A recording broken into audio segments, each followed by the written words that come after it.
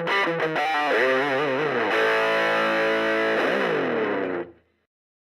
everybody, how's it going? Laguna here, continuing the Laguna guitar history videos. Today I'm going to show you one of my older guitars, as we're trying to go chronologically. This is the black Epiphone SG. There it is, if you can see it, Epiphone. And yeah, this one I've had probably since I was about 17. My dad got it for me.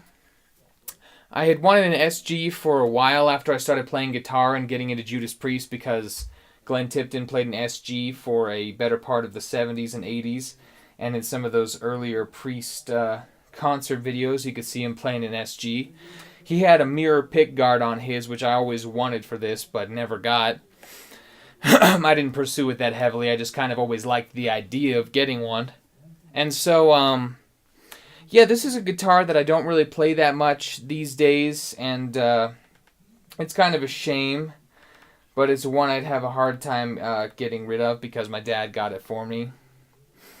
And I never really played it much live. I think maybe a few shows here and there, but I quickly just fell out of playing it because the action is so much different than guitars that I'm used to. Just a little tighter and thusly harder to bend, and it just didn't suit me the way like the Green Dean suited me. And sounds fine, but it just didn't compare to the Green Dean in a lot of ways. But I did have a lot of fun playing it, and you can see right here that I've where is it? No, it's right there. There it is. You can see right here that I've broken the plastic off of my pickup switch. And that's from doing some Judas Priest licks. The opening to, what is it? Delivering the Goods. The opening for Delivering the Goods, it does that. And what you do is you roll off the volume of one of your pickups and use it as a kill switch. And you get that cool Delivering the Goods sound. And so I would do that quite often. Eventually just broke the plastic off and never replaced it. But once again, Judas Priest there. And so, yeah, the story about this guitar is I was like about 17, I think. And my dad knew I wanted an SG. And one day I came home and he was sitting there on the couch playing this guitar. And he had another red one sitting next to him. And I was kind of rude about this. I regret it, but I was just so excited that I walked in and I didn't even say anything to him, and I just kind of put my hands out like let me see that guitar. And in hindsight, I feel like I was being a jerk about it and kind of should have been like, "Hey, Dad, how's it going? Is that an SG? Did you bring that home for me?" Oh. I was kind of a jerk about it, but I think I can just chalk it up to youthful excitement. But I still kind of feel bad about that. Wish I'd handled that a little bit better. But nonetheless, my dad was really cool.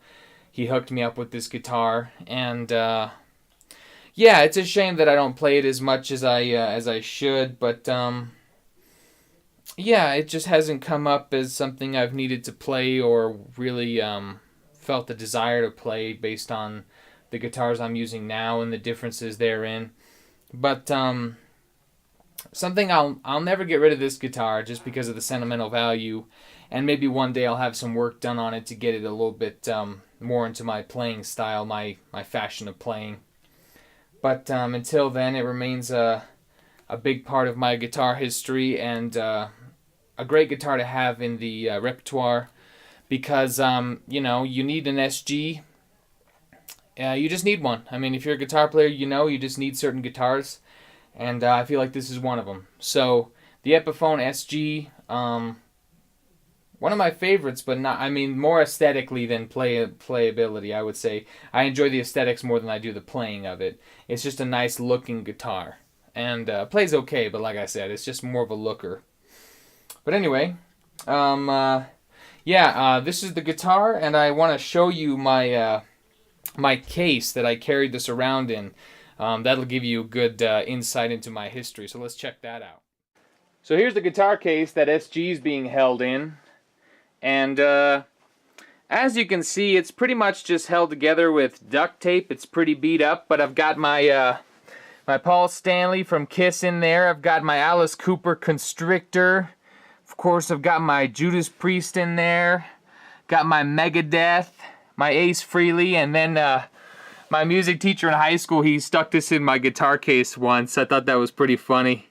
It's this totally Botoxed plastic rock and roll chick, but she kind of befits the case, so she's still in there. But yeah, this thing is just an old kind of beater, super dusty and worn out, needs some refurbishing, but still a good guitar case. But yeah, this was the high school era guitar case, and if you it's not that hard to tell.